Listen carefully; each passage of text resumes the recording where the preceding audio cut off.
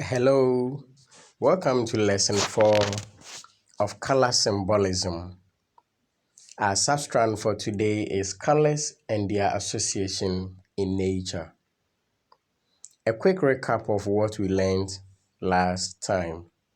Last time, we were to use a table to find out the meaning of the following colors, and I believe you all did it.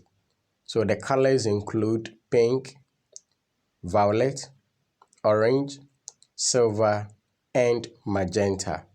So aside this, which was given to us as our personal research work, some of the colors we considered last week include red, yellow, gold, green, blue, white, black, and brown. All these are typical examples of colors which we considered their meaning one by one. So if you need a broad detail to all these, please kindly subscribe to my YouTube channel, One Sagacious, and get all the videos which we have discussed so far. Moving on to colors and their association in nature. When we talk of colors and their association in nature, this simply means this is what color represents in nature, which means every color has its association in nature. So, for the purpose of our lesson, we shall discuss a few of them, and these colors include red, yellow, blue, green, brown, black, white, and gold. So these are the colors we will pay much attention to. Aside these, you'll be given some other colors to research and come out with the association in nature. So when we talk of association in nature, a typical example is when you take color red. What natural object can you link it to color red? So the nature there simply talks about natural object. That is what we are looking at over here. So all the colors listed over here, we are now going to find out their association in nature. Any natural object which bears the colors listed over here. So quickly, let's move on to the first table and find out more about it. Our first color is red, and some of the association in nature to color red include blood, red tomato, hibiscus flower, and many more. Moving on to color yellow. Yellow association in nature, we have ripe lime or lemon, egg yolk, chicken fat, etc. Color green, we have vegetation, forest, fresh leaves. All these bear the color green. Then we move on to blue. So blue association in nature, we have sky and at the same time the sea. The second table, color brown. Brown, we have soil or rotten objects.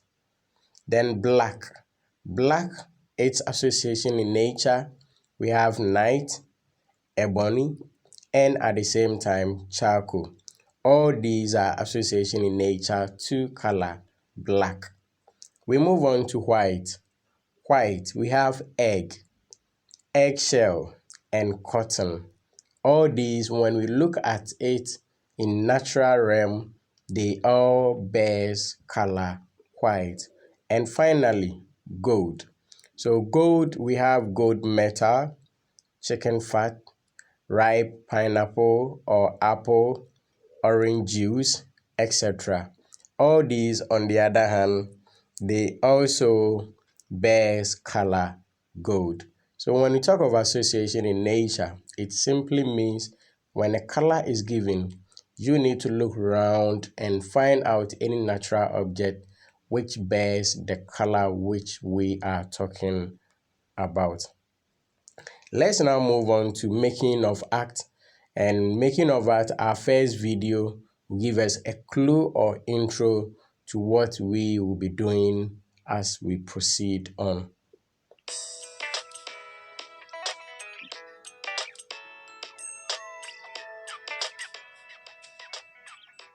The challenge challenge painting this apple in watercolour is that we have distinct red stripes and spots surrounded by distinct areas of green. If we allow these two colours to mix either in our palette or on the paper, we'll end up with brown, which we don't want. Here's how I tackle it. I draw out the most prominent stripes in pencil. Then I paint a watery green wash all over the green areas. On the red areas, I use yellow ochre, as this is a neutral colour and can sit underneath both red and green without creating an undesirable visual mix or brown. Then I use my green with some of the yellow ochre in it, thicker, to build up the green midtones, leaving the red stripes as gaps.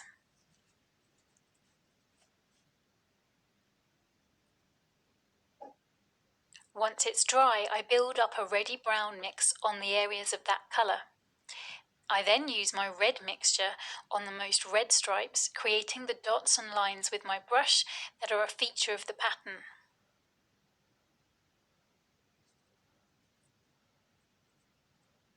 Now that my red is down, I can see that my greens need to be darker. So with the red now dry, I build up my greens around them. To help unify the apple skin and to get the overall colour looking right, I now use neat yellow ochre over the red and the green areas. Again, this is done while the layer underneath is dry.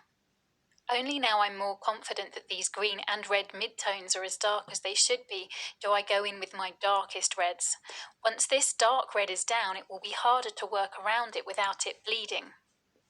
The appearance of colour is relative, so that when I do lay down the red, it becomes clear to me that my greens are too green and need some more yellow ochre on top of them to bring them to the right kind of colour. Now I can go back to my dark reds again and add some more detail. Lots and lots of little dots and lines to create the right kind of impression of this pattern.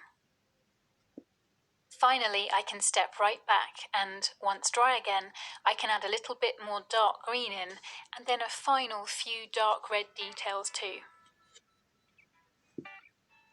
And I've finished. So you can see it's all about building up our layers gradually, letting each one dry and using a more neutral colour like yellow ochre to help unify our two contrasting colours, red and green, without muddying them up and creating brown. Great.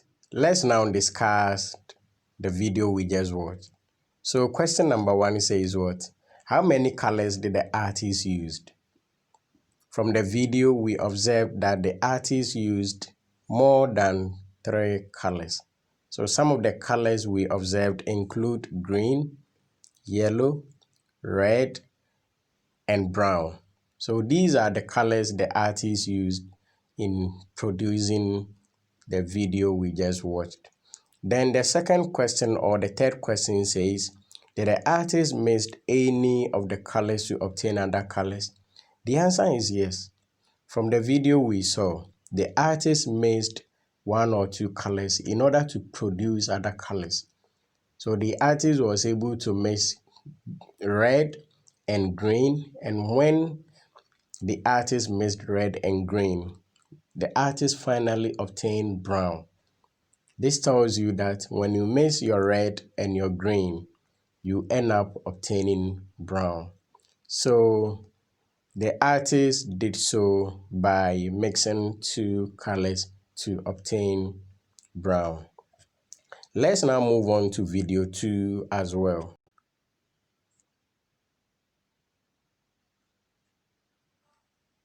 Today I'm going to paint an apple with watercolor. First I use a kneaded eraser to pick up graphite on the surface. I only want a hint of these graphite lines to indicate where I will be painting. Then I apply a wash of one of my lighter colors, in this case yellow. The paint and water mix is a milky consistency. I don't put this color over the entire surface, rather just where I see yellow on the apple. Then where I see red, I apply red, or green, I apply green, and I block out these separate areas of color. I keep looking back and forth between the real apple in front of me and the drawing. These washes of color are very pale at first. I move around the image because I try to let the surface dry as much as possible before I touch it again with the brush.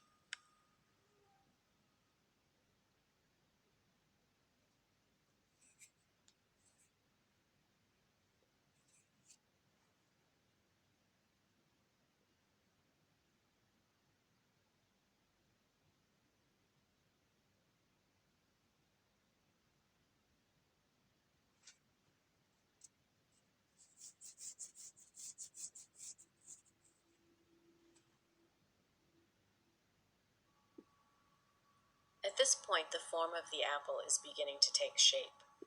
It becomes more obvious where the highlight and shadow is. I keep building up layers of paint, being careful to let the layers underneath dry.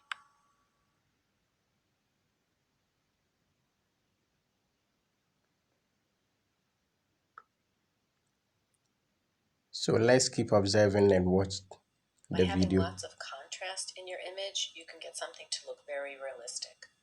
Putting cool colors in shadow areas can really help your image pop.